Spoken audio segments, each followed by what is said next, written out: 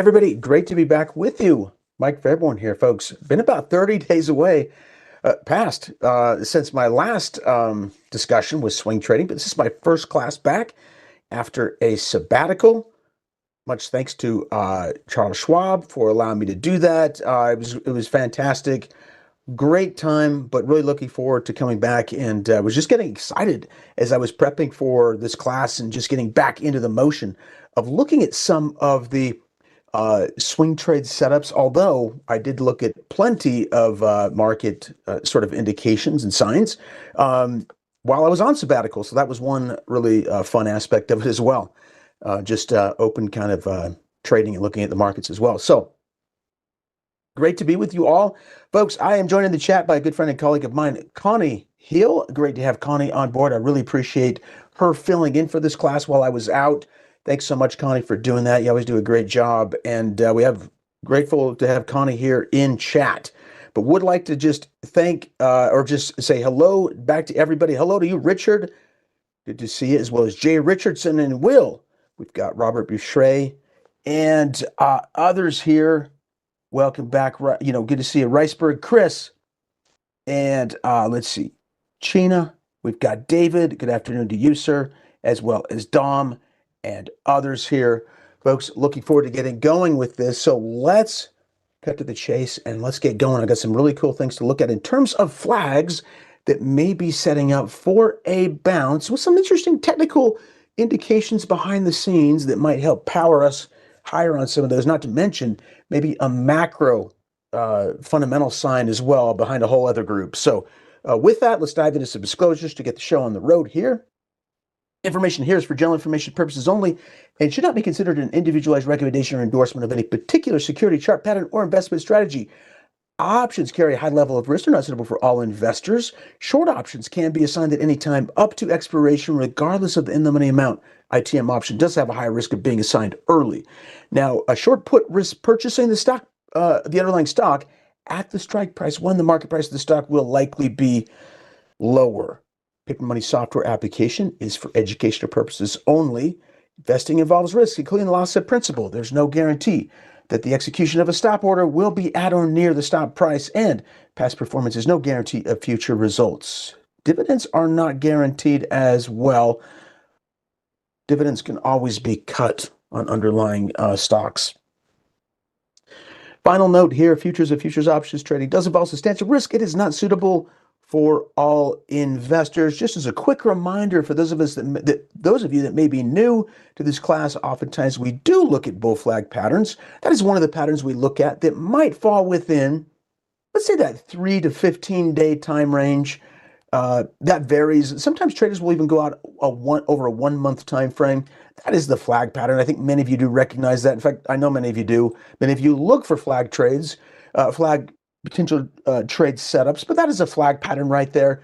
That is that generally 3 to 15 day move right there that's following through. Now, these can come in onto the upside or to the downside. As you know, here is one right there. Now, a key distinction anytime you're looking for patterns or pattern changes, the trend, what is the direction of the trend? That helps us to really, in many ways distinguish a flag pattern, a bull flag versus a bear flag. You can see the trend here had been making lower lows and lower highs right here. And so that kind of looks like a flag right there, but it did resume with the downward trend. In other words, we didn't already have a trend in place to the upside that we were seeing these flag patterns form within. That makes sense. So trends can be very, very helpful, and that is one key aspect of a trend that you really want to get down. So a lot of times, technical traders will focus in on the trend first. Today, we're going to be looking at some bull flags as we get going here. Okay, so with all that, I'm going to pull this over, and we'll just go full screen. There we go. I do want to take a look at the markets just initially real quick. You guys have probably heard a ton of discussions today on the market or even over last week, but you can see a little bit of a pullback in the market. You know what, though? That pullback is clearly a higher low, higher low, higher low, higher low. One thing that we can look at to kind of keep in mind not just the short term, but the intermediate term trend in mind. how are we doing relative to, let's say, a little bit longer term moving average, like a 50 period? This can be helpful, in terms of finding that flag pattern, the flag pattern or just the general trend, to the upside. Let me show you 50 here. A lot of times these longer term trends that have been in place, as you can see with, let's see, the S&P 500, they may have bounced off that level. And you can see over here, there's been a clear indication of that. We've been holding above, holding above. We're holding above right now. But I would say this, that if you do break lower on that S&P, that's something that we hadn't seen yet in this defined trend, right? Higher highs and higher lows over this time frame. The structure of this trend is held above that. If you break below that 50 and maybe start to make a lower high and possibly even a lower low, let's just say if that were to continue, let's use red over here. Hey, if it goes over here, well, we have to say that this could be different than all of this that got us up to that point to begin with, right? And so this is just kind of a longer term guide to kind of help us say, well, is it making a higher high or a higher low? Yes, even if we break that 50, we could still be making a higher low, but it could be structurally a change to this trend that has begun all the way since last May. So wanted to keep that in mind. And by the way, hello to all of you just joining us right now. Great to have you here. Let's take a look. Now, so that's just generally speaking of the markets. Now, as we look at the markets, one of the things that we'll do in this class too is we do like to keep in mind different sector changes, sector rotations. What's the sensitivity of the sectors relative to the stock market itself? Are some sectors outperforming the market, right? Or are they not? And that would be like relative strength, not the relative strength index, but relatively speaking, what's been the strength of the sectors compared to the market itself? And I've got that right here. This is just a sector rotation grid. Just gives us a sense of it. Now, I've actually got one. I readjusted this and it's moved a little bit, but well, I guess it's close enough. I resaved it. So let's just go like this. I'm just going to drag this one down. These labels will move over time. They don't sit in place. They're not stationary, unfortunately. They do move with the data. But you can see over here, these are the 11 sectors within the S&P 500. Folks, just pause for a second and look and see what has been moving as of late. And that can give us a sense of that rotation potential, right? The rotation potential. Where are the funds flowing in? This is the SPX down here. How are we doing relatively speaking? Now, we have to say, looking at this big picture, my gosh, the infotech or technology has been really, really quite strong and continues to be higher highs, higher lows, just been flagging along the way, making a lot of good bull flag follow-throughs over the past 6 months is what we're looking at here. Now, if I look at this, there have been some others too. I mean, I would say this though, downtrend, discretionary spike. Clearly there were some spikes over there. Staples down, healthcare kind of flat, but making a higher high over here. Industrials down, real estate down, utilities up, but maybe a higher low, maybe some support here. And then lastly, communication services, very, very closely tied to technology, the sector. A lot of those companies are halfway in the door, halfway out of the door, communication services relative to technology. But that looks kind of like maybe a longer term higher low. So there's a clear distinction in here. And sometimes that's where we're going to find our flags that are popping up, are in those strong areas. So let's just do this. In case you don't have this, I just like to share it just so you guys have this. I've readjusted the labels on this one, so you could even download it if you wanted to readjust the labels. This, however, is not a ThinkScript. It's just simply a grid of data with the relative strength on each one of these. Like, for example, I'll just right click here and show it to you. Oh, I've got to click here. There you go. You've seen it before, but it's just got the relative strength added to it right there. As I've looked at the index, that's relative to it. Okay, so enough said there. All right, so I'm going to look into some of these areas here, But before we go any further, you know what I had a chance to do?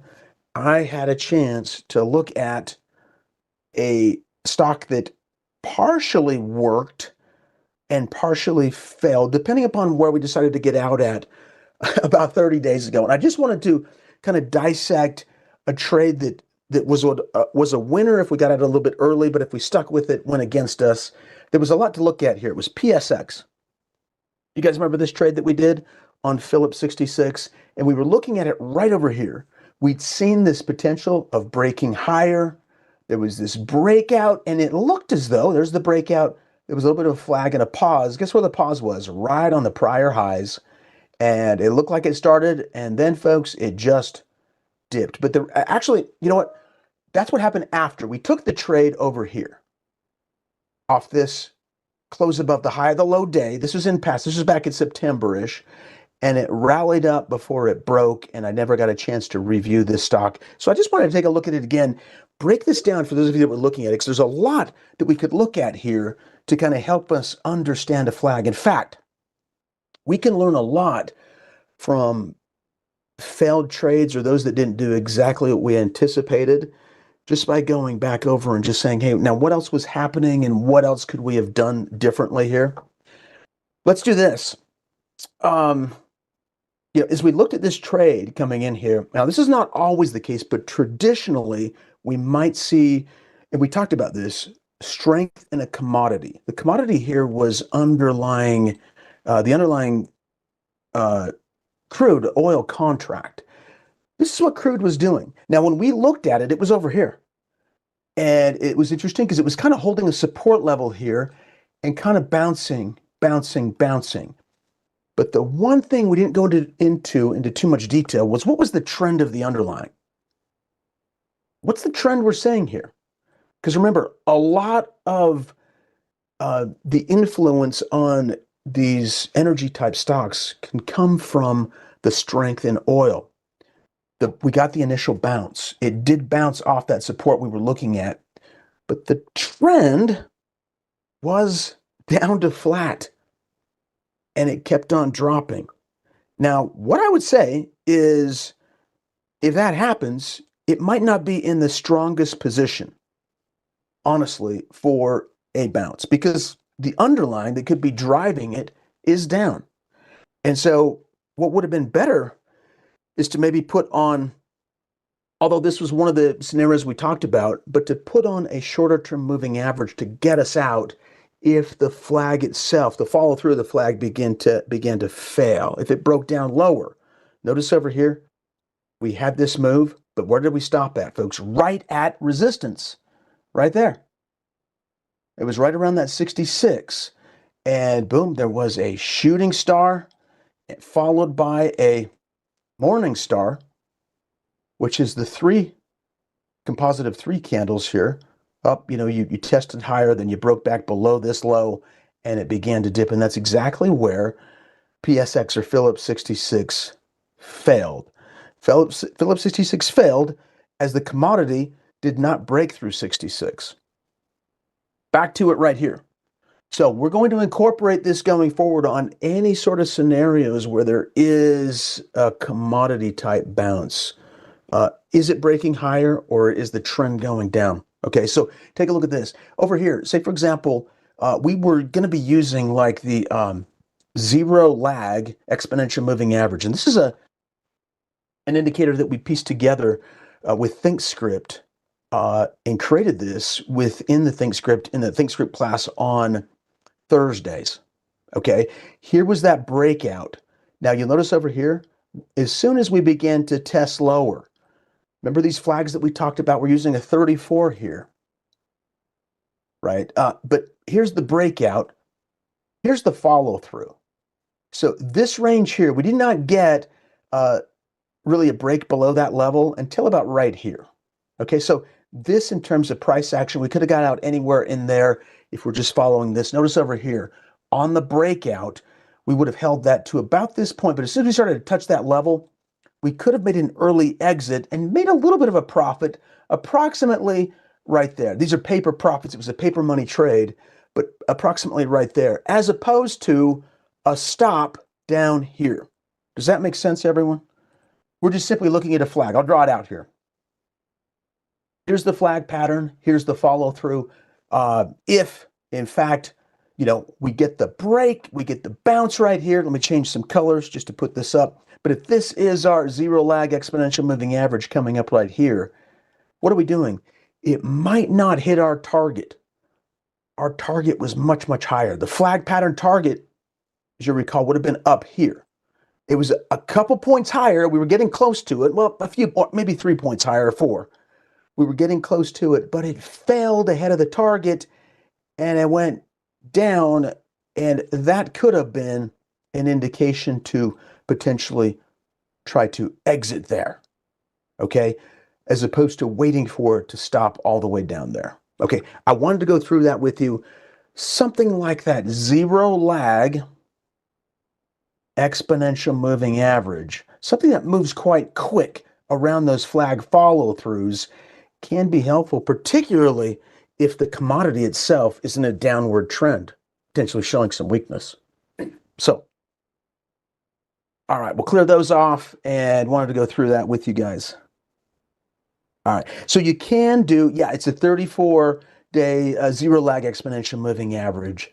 So I covered that in a class over here. If you guys, I'll just bring that up because I can see there's some questions in the chat on it. In fact, I could try to pull that up in a little bit here.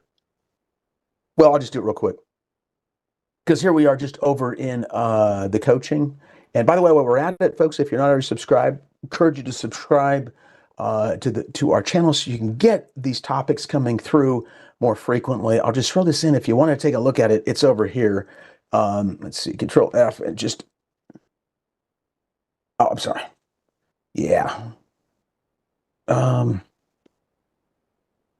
ThinkScript class. You could use others. And by the way, Brent Moore had filled in for a number of classes on here, but I'm just going to go over here. You can look for it. By the way, sorry, you can look for it off this page if you wanted to as well. Just go right to this page here, just the main page, and you can just say like 0 and hit enter, and it's going to say anything. There it is right there. So the zero lag exponential moving average, you can click on that if you wanted to. I'll just share that link in case you want to. It tied in specifically to this trade, but I'll throw that in so you've got it, but there it is. Okay. And that code is just in the bottom section under the description under YouTube as well. All right, but I want to go through that, and I want to talk about another commodity today as well. We were looking at kind of macro trends. Now, one of the trends out there that we're seeing currently in the markets is a movement in one of the commodities out there. Call it ZB. I'm sorry, ZS for soybeans. Just looking at, we don't trade futures in this class. We just look at the charts here. But there was a negotiation back. The U.S. renegotiated with China to lift the restrictions on the purchase of soybeans, and we saw a move over here. Now, sometimes when you get a move like this, and you see the strength of a commodity, it could move for a little bit. It doesn't have to. Things are always varied in the markets. But if there was a follow through, and you can see over here on a weekly chart, sometimes these moves can be quite strong. We've been down for a while under the suppression of the purchase of soybeans, but we just broke above a longer term range in here. And so what some traders might do is they might just say, well, hey, what companies out there are involved in soybeans? Now, if you're looking at percentage, like percentage of revenues, that might be an interesting way to look at it. If you guys have heard of BG before, Bunge, you'll notice that there is a similar bounce over here on Bunge. Some people refer to it as Bunge. I just add the E in there. I don't know, Bunge. But there you go. There's Bunge. And you can see the breakout here with some underlying, maybe a macro driver. Now, as I wanted to bring up, relative to the example that we looked at last time, if I go ahead and look at ZS, /ZS for the soybeans, what is the state of this trend? Well, it had been making higher highs and higher lows, and you can see it right here. It was a little bit sideways, but off the bottom, slightly higher lows, higher lows, higher lows, and then clearly a higher high above the range with a big gap. Okay, so different from the example trade that we'd looked at. Now, anything can happen, obviously, with these stocks, and but at least we've got the trend right now showing strength of those underlying soybeans. So here we are looking at it, and I think many of you can probably see that flag pattern development right over here. There's a little bit of a gap. Let me just flip those colors here, but there's a gap right there. So, you've got the swing trade, and maybe we have a driver in here that could influence the price up higher to kind of break out. There's a lot of, you could say we're really quite low on a lot of these stocks due to the influence of soybeans, being actually taken out from, I guess, one of the world's biggest consumers, China. And there's the setup right there. So as we zoom in on this, one of the things I'll note is some traders might just say, hey, let's just see what they say about this. The market liked that movement, but we've got one additional day. So I wanted to point this out, but some traders might just want to wait over here. Now, what some traders could do is they could say, well, maybe I still want to get a close above the high of the low day, something to get us started here. It could be a zero lag EMA. A lot of times those are good for really kind of checking the price on the follow through, or it could just be a simple moving average too, getting above the 10-period moving average as a possible entry point. Let's just do that one, because I think that one's very common as well. The 9, the 10, I think the default's the 9. I'll just use that right now. Are we above the 9 or 10 yet? No, that is the 9, and we have yet to break above it. We have earnings in here, but if you start to get above it, that's where a trade like this could be of more interest right there, depending upon what happens. Does it break? Does it give you a close above the high of the low day? Does it clear that 10-period moving average? And you'd have to say that the close above the high of the low day, the hold, would be kind of in that general range right here of that moving average, because this is the low, and we need to close above this level. But this is one I just thought you guys might find it interesting to keep an eye on, because you might have that big driver behind the scenes. Kelly, farmers are indeed happy. I've heard these stories, yes. A lot of them are. A lot of them will do corn and wheat, and just because soybeans, they've had to diversify a little bit. Soybeans have gotten killed, but many of them have been doing soybeans. Get this, there's farmers doing soybeans for over 100 years in the U.S., just after looking into it a little bit. And they've been pretty happy about it as well. So there you go. Let's see. We've got, okay, I think you are all caught up here. Cool.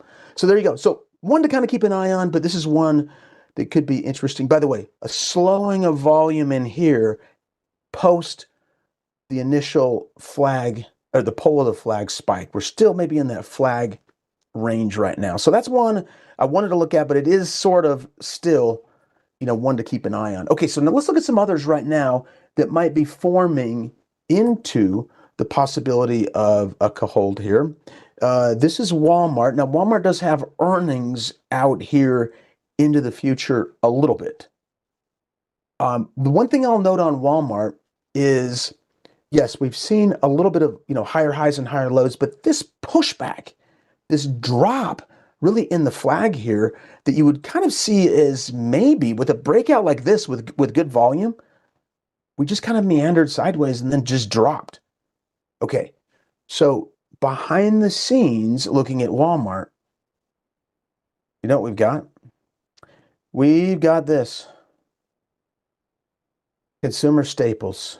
How are consumer staples doing relative to the flag pattern forming for Walmart? If we're just looking collectively at sector performance, not good. In fact, one of the worst, actually. Consumer staples has been one of the worst as of late. And this drop right there. So relative to the market over here, market strong, consumer staples have been weak. And it's tough to get those bull flags to hold up. Now, Walmart has actually been doing a pretty good job of holding up. In fact, it broke above a range, but it continued to fall with weakness, sector weakness. You have to, you sort of want to say it may be sector weakness there, even though over here on the weekly, you can see we did take out a long-term range, but it failed it failed. And so it's kind of one to watch, and you might just want to keep an eye on that sector grid that I sent you to see if you get anything resonating with that. Because just to be honest, I mean, in a lot of cases, if you're looking at a whole sector that's falling, it can be tough, even for the leaders, to go against the market, right? The headwinds of the market can be really quite strong, even on a sector to sector basis, regardless of what the market's been doing itself. Now, one of those that we did see that had been kind of flattening out and moving up a little bit higher was, in fact, healthcare. Now, healthcare had been sideways, and even in that sideways range of slightly higher highs, as you can see right over here. There we go. Over here, just slightly higher. Let's just zoom in on it so we don't all have to squint. There you go. Healthcare itself. This is kind of like what some traders would say, okay, there's a double bottom, but on the upside, we began to break higher, and that is a higher low. Collectively, after a long pullback, and this is like a year or so more, there could be some values in here, and some of the companies have really been breaking out higher. So if you were to get a break here, that could influence some of the stocks actually even more. That are already performing. Traders will look at that underlying strength. And so here is our JNJ. Now, JNJ not quite above that moving average just yet, but it's getting close. Now, one of the things that we've talked about in this class, actually quite a bit, is, hey, while we're waiting for this to set up, is there the possibility of maybe selling a put option as we're waiting? And maybe some traders will try to generate some income as they're waiting for this to get going, if that's what happens, right? We don't know if it will, but if it begins to give us a hold, and we actually had one right here, and we're kind of flat, some traders might buy a little bit. Today, we're going to kind of split it up a little bit, and I'll just show you what I'm referring to. So one thing that a trader could do while they're waiting and still try to use the strength of the upward trend is maybe sell a put a little bit lower at a lower delta. Let's talk about that right now on this particular one. Okay, so a lot of times we're going out between, well, really 20 to 50 days, and we've got quite a few options in here. Here's actually December, and obviously with more time, we would get more higher option values, right? And you can see over here, just looking at delta, and remember what delta is again. Delta, for every $1 change in the underlying stock, the stock price itself, for every $1 change, the option will move up or down based upon the amount of the delta. But if we go up $1, right, dollar increase, I should say, so every $1 increase on the underlying stock, we would impact, the option would be impacted by the amount of the delta. And over here, you can see this as, well, look at that 28 right there. That's about 180. And that's what you're getting right there. So it would impact this general range, dollar for dollar, about 28 cents as it stands right now. Okay. So as we might not be getting a bounce right now, and it's difficult to kind of find some of these flag patterns that are breaking out right now because it's a weaker day in the market, J&J is part of the S&P 500, so there's a little bit of a negative influence there. Not seeing a lot of strength, but before, if it were to break out, some traders might say, well, I'm okay with that. And by the way, look at the open interest over here. We're into the thousands in the sense of, 2,500 and change on that 180. And this, by the way, that 28 is an expectation for traders to say, well, there's like, they might expect there's a 28% expectation that the price of the stock would only get below that 180 level. So you've got delta 2. That's another way to read the option, giving you some insight. Now, that does not even include anything that we've been looking at in terms of the sector performance relative to the market, the stock itself making higher highs and higher lows, and even a bull flag probability that some traders will look at, the technical probabilities, doesn't include that. So they're still saying that even with all that we just mentioned on the tech side, well, still, only maybe, the way the trader would use it, 28% expectation that would go below 180. That's just using the delta. So as we look at that 180, let's look at that. So that was that level right here. And a lot of times traders will use, you'll see this in our course, a 0.2 okay, 0.20, 20 to a 0.40 delta. They might look at those expectations in that range. What are we at? 28? So we're a little bit more on this more conservative side. You could say it's a lower strike price, but there you have it right there. Now, a quick note on that is that we mentioned that, yeah, you can get assigned at any time, but that is the price that you'd be able to purchase it at potentially too. I mean, that's what traders will look at too. If the price of the stock were to go below here by expiration, there's obviously a much higher probability that you would be assigned at the 180 price. So you'd be buying those 100 shares at 180. So that's kind of the insight. But if you were to break out higher, the trader's expectations are, or even go sideways, that they would just collect that $233, I guess is where it's at right now. Yeah, let's see, what's that price? That was the price. Oh, 224, sorry. Not 233, but 224, or in that range by expiration. Okay, and that's, by the way, if you just let the whole thing expire. Some traders will try to, as long as the option market's open, they might try to buy it back after it's lost, I don't know, 80% of its value as well. So let's go ahead and just put that one on right now, keeping in mind that we might buy 100 shares. Now that would increase our risk though, but we could buy 100 shares of stock if we get the hold and the follow through on the other side. And what we're really looking at is still that follow through, that possible rotation into healthcare. So let's go ahead and set this up right now. Let's go confirm, and we'll just take a look at the dialog box and see what we've got in terms of our order here. Buying power effect is about 3,000, and as it stands right now, the margin requirement, and that's the max profit. And you've got some others in here. Now, if you didn't want to necessarily, if you wanted to define that risk better, right? And just, we could use, so I wanted to kind of highlight this. This is a difference, but like you've got 3,000 here, but on the other side, if we didn't want to have that much of a margin requirement set on this, required for this trade, what we could do is possibly just buy the 175 right here. So it's a 5-point wide. Okay, so it's only a 105 credit, but let's just check it out. Whoa. So we went to close to $200 in terms of our credit, our premium potential, right? Our potential income, down to about it was about 220. I'll put 220 in there, to about 105. But look at the decline in that buying power effect from 3,000, 3K plus is where it was at, to our margin requirement, down to 395. What a difference versus $100, really.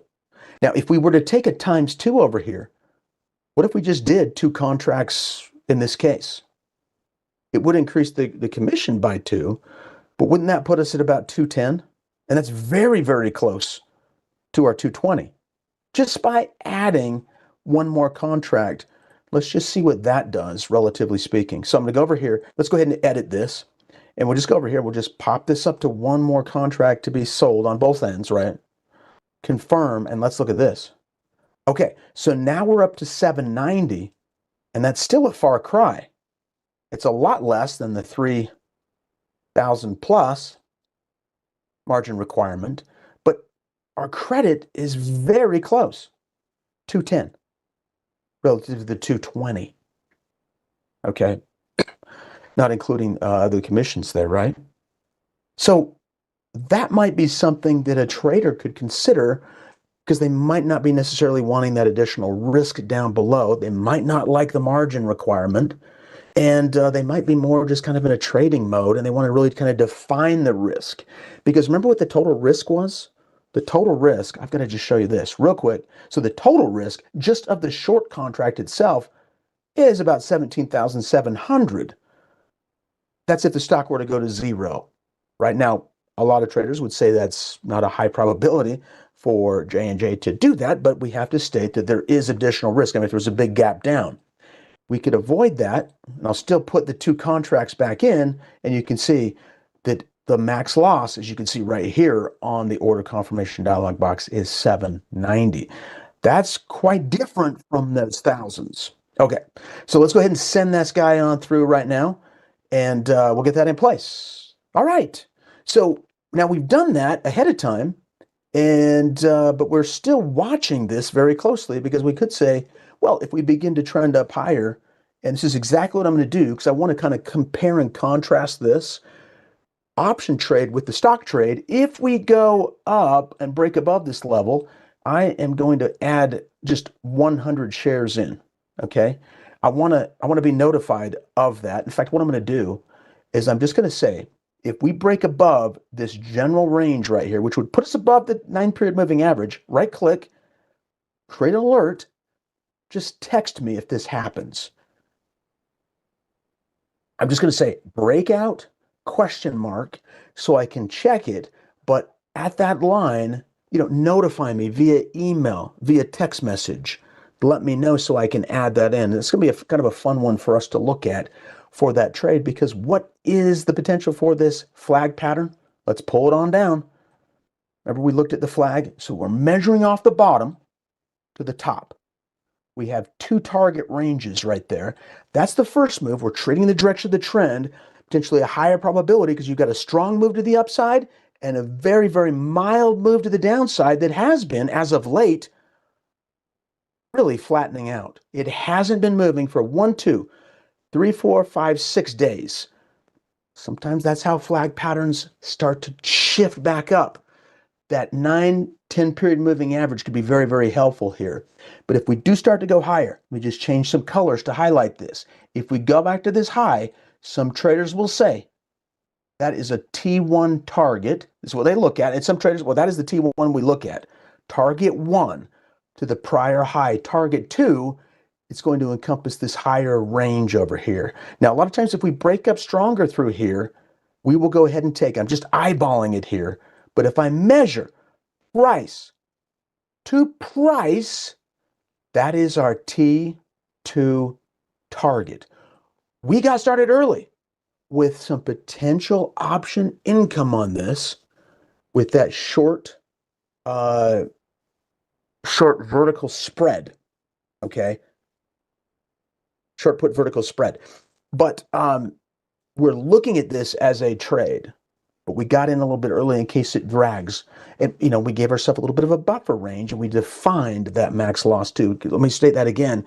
We defined that max loss on the trade as it was pointed exactly out on that dialog box. Okay, so there's that. Now, sticking with the healthcare for a potential rotation, here is biotech. Biotech. You see the possibility for a flag pattern here as well. I haven't done anything with this, but it's one that's in a different area within the healthcare sector, slightly different, obviously from J&J, a real clear pharma stock there. But what do we have right there? We've got another one to look at.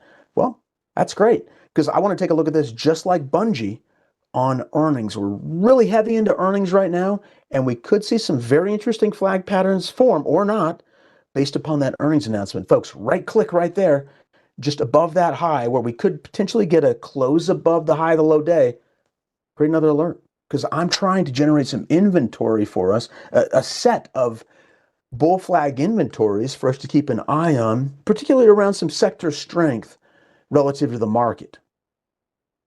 All right, I do too. Those features are really nice. I've had those alerts set up. I'm not kidding you. I had an alert for 3 years that went off over a really long-term weekly range, over a long-term weekly breakout that I didn't want to check every week, to be honest with you. And I kind of forgot about it until I go, whoa, it broke out. What's going on there? I could look into the stock at that point, okay? So that's one right there.